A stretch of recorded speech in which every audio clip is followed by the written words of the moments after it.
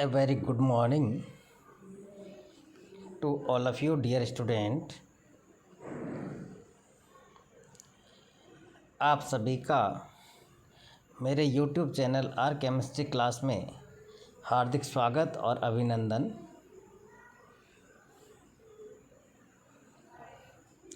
शिक्षक दिवस की पूर्व संध्या पर मैं आप सभी का स्वागत करता हूं। प्रिय विद्यार्थियों, अपनी पहली यूनिट कंप्लीट हो चुकी है, जिसमें परमाणु संरचना और आवर्त सारणी के बारे में हम लोगों ने अध्ययन किया।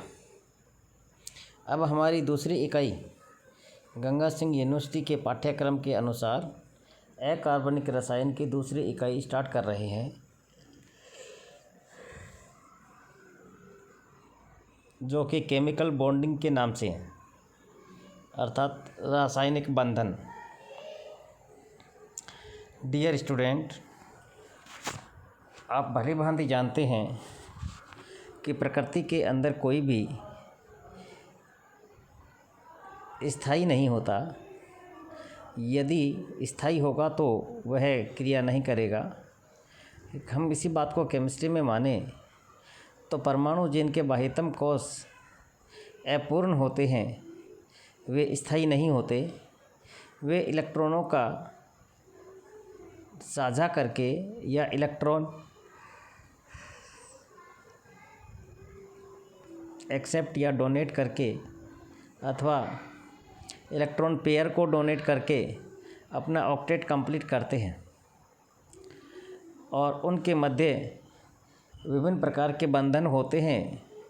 जैसे यदि वो इलेक्ट्रॉन्स डोनेट करता है तो वह आयनिक बॉन्ड होता है, क्योंकि आयनिक फॉर्म में चेंज हो जाता है, और उन अपोजिटिवली चार्ज जो आयन्स होते हैं उनके बीच में इलेक्ट्रोस्टैटिक अट्रैक्शन हो जाता है। रिजल्टेंस उनके बीच में आयनिक बंध बनता है। आयनिक बंध का एक अच्छा उदाहरण हम लोग NaCl के एग्जाम्पल को मानते हैं। Na जो कि एक क्षार धातु है, इजीली या कह सकते हैं हम बहुत कम आयनन विभव से ही अपने बाह्यतम कोश के इलेक्ट्रॉन को रिमूव कर देता है और Na में बदल जाता है, अर्थात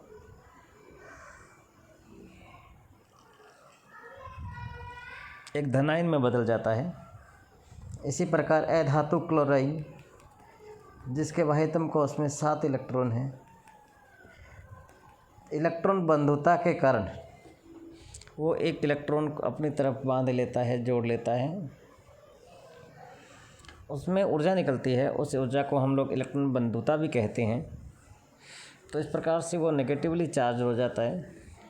तो Na तो पॉजिटिवली चार्ज और क्लोराइड नेगेटिवली चार्ज, उन दोनों के बीच में एक स्थिर वैद्युत आकर्षण अर्थात इलेक्ट्रोस्टैटिक अट्रैक्शन डेवलप होता है। इलेक्ट्रोस्टैटिक अट्रैक्शन डेवलप होने के कारण उन दोनों के बीच में एक बॉन्डिंग होती है। उसी बॉन्डिंग को हम लोग आयनिक बॉन्डिंग कहते हैं। इसी प्रकार यदि हम ये माने कि आयनिक बॉन्ड में तो दो जो एलिमेंट्स थे वो वेरिएबल थे इलेक्ट्रॉन नेगेटिविटी से, एक की इलेक्ट्रॉन नेगेटिविटी बहुत कम थी तो एक की ज़्यादा थी।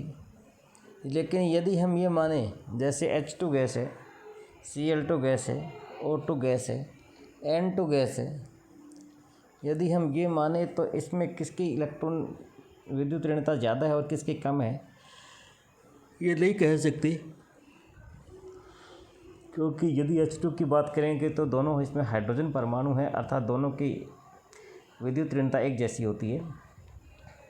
तो यहाँ पर यह इलेक्ट्रॉन देने और लेने का सिस्टम नहीं होता केमिकल बॉन्डिंग में।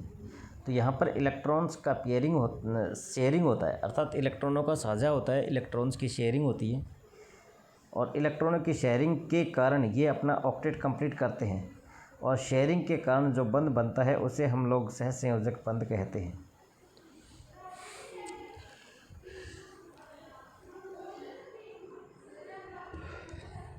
इसी प्रकार से यदि किसी एक ही एलिमेंट या परमाणु के द्वारा दोनों इलेक्ट्रॉन दिए जाते हों किसी ग्राही को या एक्सेप्टर को, तो उन दोनों के बीच में एक एरो लाइक बॉन्डिंग होती है, जिसको हम लोग डोनर एक्सेप्टर बॉन्डिंग अथवा कोऑर्डिनेट बॉन्ड अर्थात कोऑर्डिनेट यौगिक भी कहते हैं, अर्थात कॉम्प्लेक्स भी कहलाते हैं।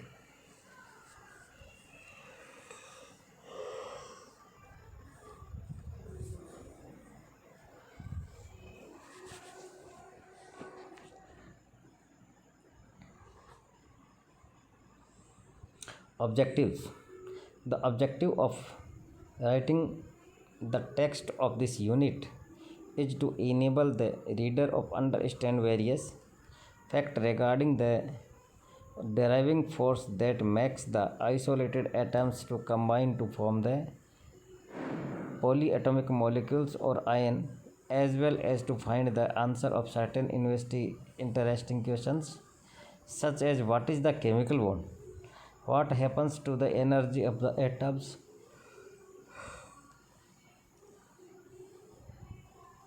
and the molecules, what happen in terms of electronic structure while bond formation takes place, why do the group 18 elements, that is the noble gases, generally not participate in bonding। ये आप अच्छी तरीके से जानते हैं कि जीरो ग्रुप या noble gas वाला जो ग्रुप अर्थात 18वां नंबर ग्रुप अर्थात helium, neon, krypton, argon, radon, xenon वाला ग्रुप, उसके बाह्यतम कोश में कंप्लीट ऑक्टेट होता है, अर्थात वो किसी भी रिएक्शन अर्थात बॉन्डिंग में पार्टिसिपेट नहीं करता, तो उसको हम लोग एक्रिय गैस विन्यास एक्रिय गैस ग्रुप भी कहते हैं। Formation and suffer from lack of reactivity while almost all other elements do so et cetera. Introduction. The atoms are said to combine together because of the following two main reason.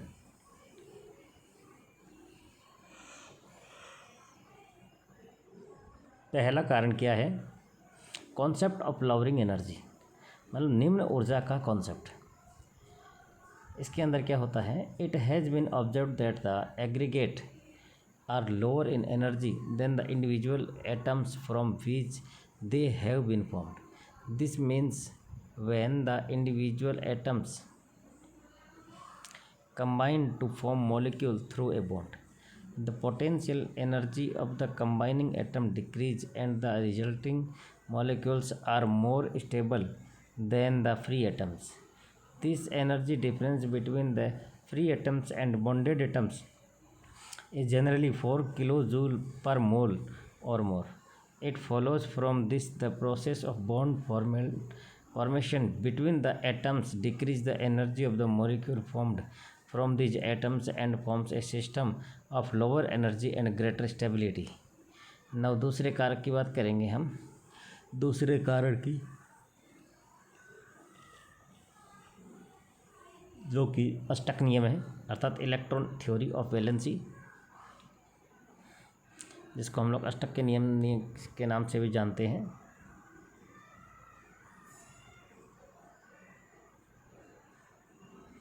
Electron, it has also been stabilized that 2 electrons in case of the helium called doublet is at stable as the octet present in other noble gas atoms. The chemical stability of the octet of noble gases led chemists to assume that when atoms of the other elements combine to form a molecule, the electrons in their outer cells are arranged between themselves in such a way that they achieve a stable octet of electrons, and thus a chemical bond is established between the atoms. This tendency of the atoms to attain outer shell is known as the octet rule or rule of 8, and when the atoms attain the helium configuration it is called doublet rule for 2. This octet rule was later called electronic theory of valency, संयोजकता वंश electronic theory of valency, संयोजकता का electronic सिद्धांत। Covalent bond, जैसा कि मैंने पहले ही बताया, ये इलेक्ट्रॉनों की शेयरिंग के कारण बंध बनता है, अर्थात इसमें किसी एक परमाणु का उसके इलेक्ट्रॉन्स साजित इलेक्ट्रॉन्स पर अधिकार नहीं होता, जबकि बराबर मात्रा में दोनों का अधिकार होता है। अर्थात यदि हाइड्रोजन की बात करें तो एक हाइड्रोजन का एक इलेक्ट्रॉन और दूसरे हाइड्रोजन का दूसरे इलेक्ट्रॉन, दोनों कोवेलेंट होकर के 2 इलेक्ट्रॉन्स अर्थात ऑक्टेट कंप्लीट कर लेते हैं और H2 गैस का मॉलिक्यूल बनता है। इसी प्रकार covalent bond is formed that the two combine atom generally of the electronegative non metallic elements by the natural mutual sharing of one और more electron pair. Each of the two combining atoms stable noble gases electronic configurations, thereby enhancing the stability of the molecule. If one the electron pair is shared between two atoms, each atom contributes 1 electron towards the electrons pair forming the bond. This electron pair is responsible for the stable line between the atoms depending on the number of shared electron pairs, that is 1, 2 or 3 electron pairs between the combining atoms. The bond is known as the single bond, triple bond, covalent bond. For example, this is the hydrogen, this is the Cl2, this is the HCl, and this is the O2. And the third example is the N2. N have 3 electrons in outermost shell and other nitrogen have 3 electrons of the outermost shell. तो हम इनका यदि देखेंगे तो ये N और N के बीच में ट्रिपल बॉन्ड फॉर्मेशन होता है। जब कहीं भी एक से अधिक बंध बनता है तो वहाँ एक तो सिग्मा होगा और अदर जो बंध होंगे वो पाई होंगे। सिग्मा बंध जो होता है वो ज़्यादा स्ट्रॉन्ग होता है पाई की तुलना में।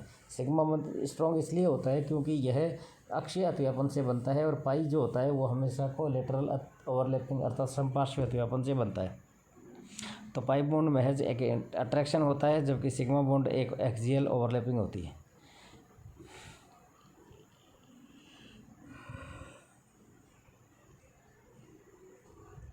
In the molecule, the bond strength and bond length has been found in the following orders. तो बॉन्ड स्ट्रेंथ क्या है?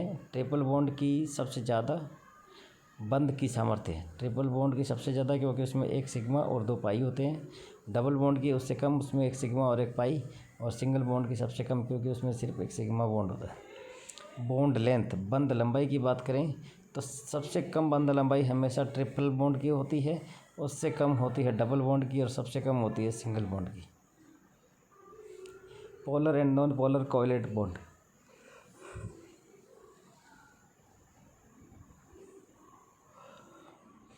In the examples give above, most of the bonds with single bonds and triple covalent bonds have been shown to be formed between the like atoms such as the H2, Cl2, O2 and N2 respectively. The bonded atoms, these molecules attract the bonding or shared pair of electrons by equal forces towards themselves due to the equal electronegativity of the atom. Hence, the bonding pair of electrons lies at mid point of the internuclear distance. This type of bond is known as the non-polar covalent bond. VBT, valency bond theory and its limitation, और उसकी सीमाएं। This theory was put forward by the Heitler and London. Heitler London ने 1927 में इस थ्योरी को दिया था।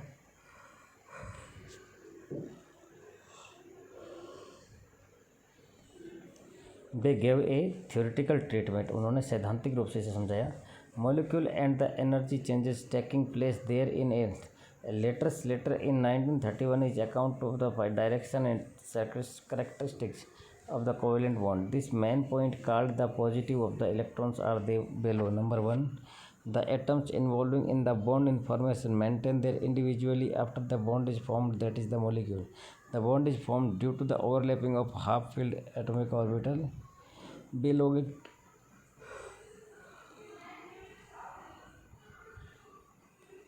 belonging to the valence shell of the combining atoms. As these approach each other, thus the neutralized the electrons in the orbital inner shell remain undisturbed. Number 3, the filled orbitals of the valence shell of not taken part in the bond formation. However, if the paired electrons can be unpaired without using much energy, then they first unpaired and by promoting to the orbital of slightly higher energy and then can make part in bonding. For example,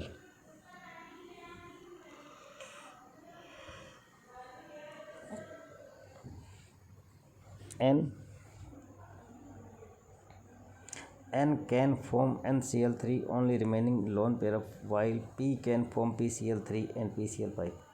बहुत बड़ी example है। N जो है वो हमेशा NCl3, P जो है PCl3 और PCl5 दोनों बनाता है, N नहीं बनाता है। The electron forming the bond undergo exchange between the atoms and thus stabilize the bond. The strength of the covalent bond depends on the extent to which this theory is based on two main theorems which are number 1। एक ही बात करते हैं कौन कौन से दो थ्योरियाँ हैं। एक के अंदर देखा जाए तो क्या था,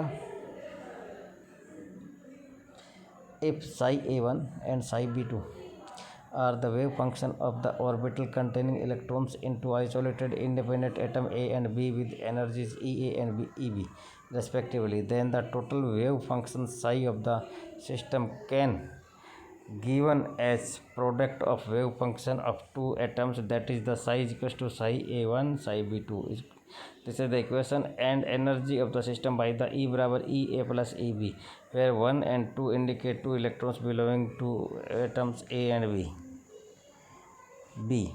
If the system can represent by the number of wave functions like psi1, psi2, psi3, then the true wave function psi can be obtained by the process of linear combination of all these wave functions.